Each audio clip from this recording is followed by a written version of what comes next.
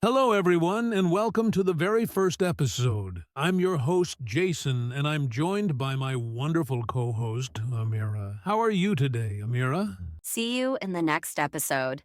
Hey, Jason, I'm doing great, thanks. Hello to all our listeners. I'm really excited about today's topic. It's one that so many English learners struggle with, and I think we've got some great advice to share. Absolutely. Today, we're diving into something really important: how to understand native speakers. Now, we know that for a lot of ESL learners, this can be one of the biggest challenges. It's not just about knowing the words or grammar. It's about keeping up with how native speakers talk in real-life situations. Yes, and it can be quite frustrating.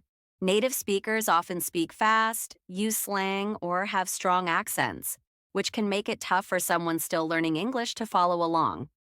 I remember when I first started learning, I found it hard to catch everything people were saying. Exactly. And that's why we're here today. We'll break down the common challenges you might face, whether it's dealing with speed, unfamiliar vocabulary, or just understanding those tricky accents. But don't worry, we've got plenty of tips and techniques to help you feel more confident and comfortable when listening to native speakers. So, if you've ever felt like you're missing out on conversations or struggling to understand a movie, this episode is for you. By the end of today's show, we hope you'll have some useful strategies to improve your listening skills and feel more connected to the language. Let's get started. But before we dive in, make sure you subscribe to our channel and leave a comment below if you have any questions about today's topic. We love hearing from you. All right, let's jump into the first part of today's topic: the key challenges that English learners face when trying to understand native speakers. And trust me, we know there are quite a few. Amira, what would you say is the most common issue people encounter? I think one of the biggest challenges is speed. Native speakers can speak really fast, especially in casual conversations. It can feel like they're rushing through their sentences without giving you time to process what they're saying. When you're learning a new language, your brain needs just a little more time to catch up. And when people speak too quickly, it's easy to feel overwhelmed. Exactly!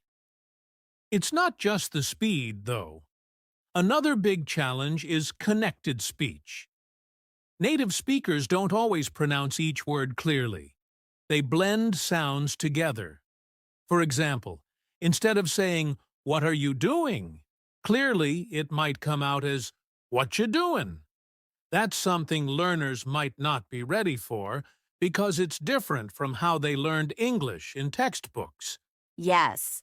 And don't forget slang and informal expressions. Native speakers use a lot of slang in everyday conversations that might not be covered in traditional language courses. Expressions like "I'm beat" to mean "I'm tired" or "catch you later" instead of "goodbye." These phrases can be confusing if you're not familiar with them, right? Exactly. And then there's the issue of accents. English is spoken around the world, and even native speakers from different regions have different accents. Someone from the US sounds different from someone in the UK, Australia, or South Africa. This can make it hard for learners because they're not just dealing with English words, they're also dealing with variations in pronunciation and intonation. Totally. And these accents can really throw people off. Even if you understand standard English well, a heavy regional accent might still cause confusion.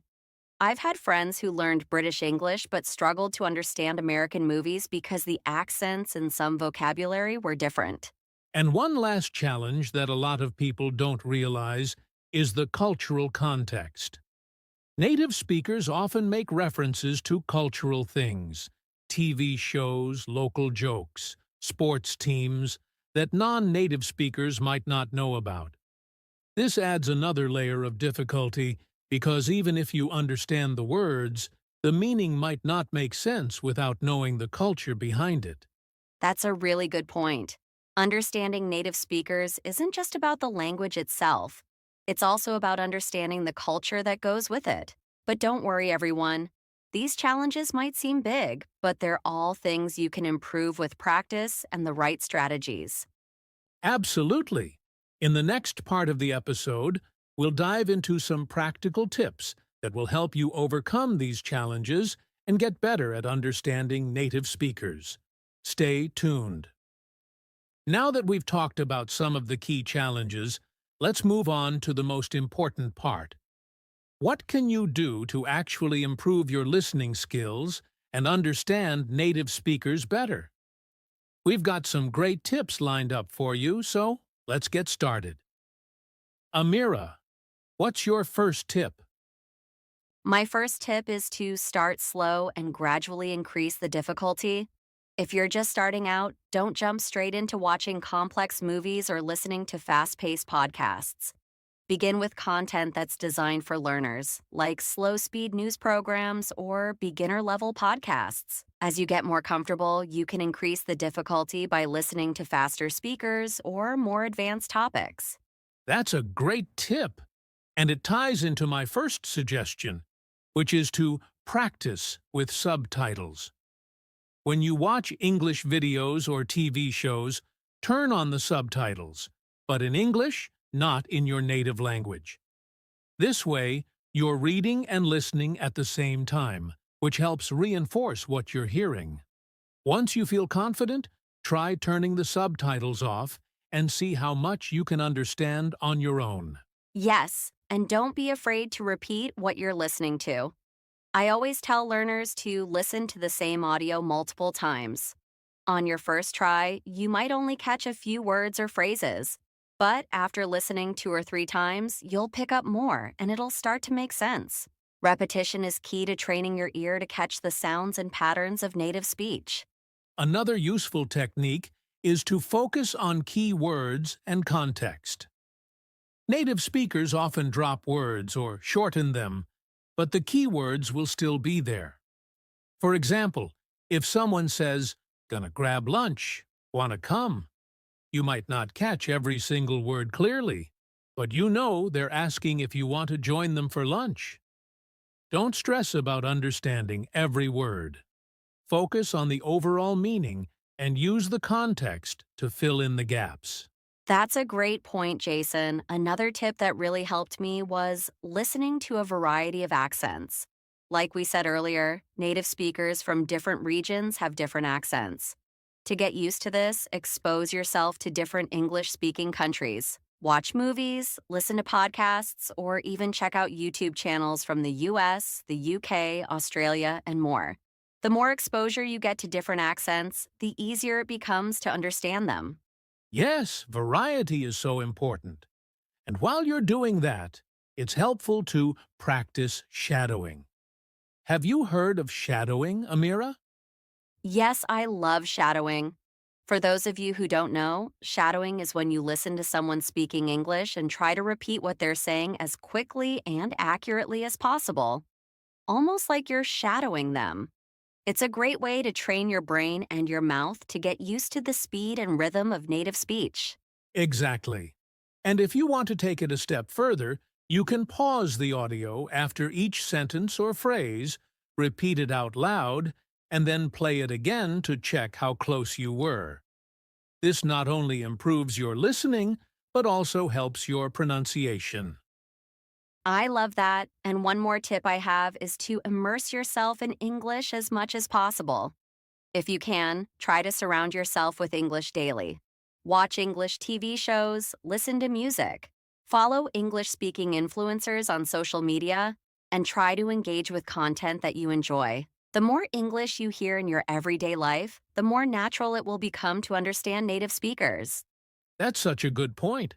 And even if you can't live in an English-speaking country, technology makes it possible to immerse yourself in English from wherever you are.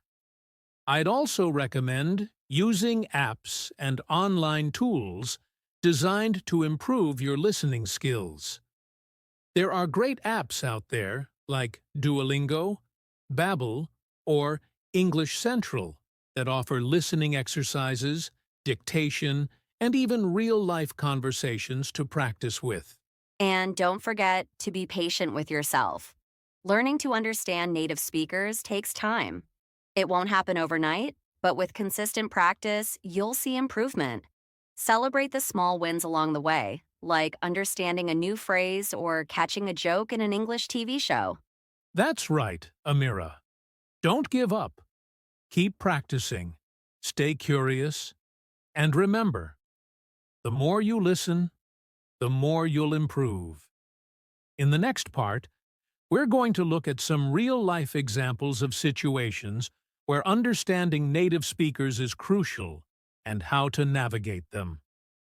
Stay with us, everyone. All right, now that we've covered some useful tips, let's talk about real-life situations where understanding native speakers is crucial. Amira, do you have a situation in mind where understanding native English speakers was really challenging for you at first? Oh, yes. I remember when I first moved to an English speaking country. One of the hardest situations for me was ordering food at a busy restaurant. The server spoke so quickly, and they used a lot of informal phrases like, "What can I get you?" or "Do you want that to go?" I felt like I couldn't keep up. I had learned formal English, but the way they spoke was much faster and more casual. I can imagine that being overwhelming, and restaurants are one of those places where you're expected to respond quickly, which makes it even harder. That's a great example. A similar situation is on the phone. I think a lot of learners struggle with phone conversations. Without body language or visual cues, it's easy to miss what the other person is saying. Have you had any experiences like that? Porn. Definitely. Phone conversations can be tricky. I remember trying to book an appointment over the phone. The receptionist had a thick accent and they were speaking really fast. I had to ask them to slow down and repeat themselves a few times. It was a good reminder that it's okay to politely ask someone to repeat something if you didn't catch it the first time. That's a great point. Never be afraid to ask someone to repeat themselves or to speak more slowly. Another real-life scenario where understanding native speakers is important is in social settings. When you're at a gathering with friends or co-workers, conversations can move quickly, and people might use a lot of slang or cultural references. Have you ever experienced that? Oh, all the time. I used to feel lost in group conversations because people would reference TV shows, sports, or jokes that I didn't know about. One time, someone made a joke using a phrase I'd never heard before, and everyone laughed except me. I realized that understanding isn't just about the language, it's also about knowing the culture. Exactly. Social settings can be tough, but they're also a great opportunity to learn. The more you immerse yourself in these situations, the more you'll start to understand the cultural references and jokes. One last example I'd like to add is job interviews. Understanding native speakers in a professional setting is crucial, especially when you're asked questions about your skills or experience. The language might be more formal, but they might still speak quickly or use industry-specific terms. That's a great one, Jason. Job interviews can be nerve-wracking, but practicing listening skills beforehand can make a big difference. It helps to familiarize yourself with common interview questions and industry jargon so you're not caught off guard. Absolutely. The key takeaway here is that these real-life situations might feel challenging at first, but they're also the best opportunities to improve your listening skills. The more you engage with native speakers in real-world contexts, the more confident you'll become. That's right. And don't worry if you don't get it right the first time. With practice, these situations will become easier and more manageable. Now, let's have some fun with a bit of role-playing. This is a great way to put everything we've talked about into practice. We'll go through a quick conversation, break it down, and show you how to better understand native speakers in real-life situations. Ready, Amira? Ready? Let's do it. So, Let's say we're at a coffee shop and I'm the barista. I'll start with a typical greeting, and you, as the customer, will respond. Afterward, we'll go over any tricky parts. Sound good? Sounds perfect. Let's go. Hi there. What can I get you today? Hey, I'll have a large coffee, please. Can I get that with almond milk? Sure thing. Would you like anything to eat with that? We've got some fresh pastries today. That sounds great. I'll take a blueberry muffin. Awesome. I'll have that ready for you in just a minute. You can pick it up at the counter. All right, let's break that down. So, at the beginning, you said, "Hi there. What can I get you today?" It's a very common and casual way of asking what someone would like to order. Some learners might expect a more formal question like, "What would you like?" But native speakers often shorten things in everyday conversations. Exactly. And your response, Jason, was clear and to the point. You said, I'll have a large coffee, please. You used I'll have, which is a common phrase in ordering. Learners might be used to saying, I want, but I'll have is more polite and natural in English. Right. Then you asked if I wanted anything to eat with my coffee. You said, "We've got some fresh pastries today." Notice how instead of saying, "we have," you said, "we've got," which is a more casual form. That's something native speakers do all the time. Yes, it's very conversational. And when you ordered your muffin, I said, awesome. I'll have that ready for you in just a minute. That's another example of a casual, everyday phrase that learners might not see in textbooks. Exactly. These little variations are what make native speakers sound natural, but they can also be tricky if you're used to more formal English. That's why role-playing situations like this is so helpful. Definitely. Now, for everyone listening, you can practice role playing conversations like this with a friend or even on your own. Try to repeat common phrases or use apps that offer conversation practice with native speakers. And don't forget to practice speaking out loud. The more you do, the more confident you'll feel. The key is to get comfortable with these real-life situations. So, grab a friend and start role-playing. Now that we've walked through some tips and even role-played a real-life situation, we want to remind you, understanding native speakers is a journey. It's normal to feel frustrated at times, but the key is to keep practicing and stay patient. That's right. Everyone struggles at first, but with consistent effort, you'll start noticing improvements. Celebrate the small victories, like understanding a new phrase in a TV show or feeling more comfortable in a conversation. Each step forward is progress. Exactly. And don't forget to use the strategies we talked about today. Whether it's listening with subtitles, shadowing, or immersing yourself in English content, all of these tools will help you get better over time. Remember, the more you expose yourself to English, the easier it becomes to understand native speakers. So take those small steps each day. Watch a short video, listen to a podcast, or practice speaking with a friend. And most importantly, don't give up. Keep pushing forward, and soon enough, you'll feel much more confident in your listening skills. All right, everyone, that brings us to the end of today's episode. We've covered a lot of ground, talking about the challenges of understanding native speakers, giving you practical tips to improve your listening skills, and even sharing some real-life examples and role-playing exercises. Our goal was to help you feel more confident in navigating conversations with native English speakers, and we hope you found this episode helpful. Yes, and remember, learning to understand native speakers is not something that happens overnight. It's a gradual process. But with the right strategies and consistent practice, you will improve. We believe in you. Don't be afraid to step out of your comfort zone, listen to different types of content, and immerse yourself in English as much as possible. And before we go, here's a little challenge for you. Try to spend at least 15 minutes every day listening to something in English.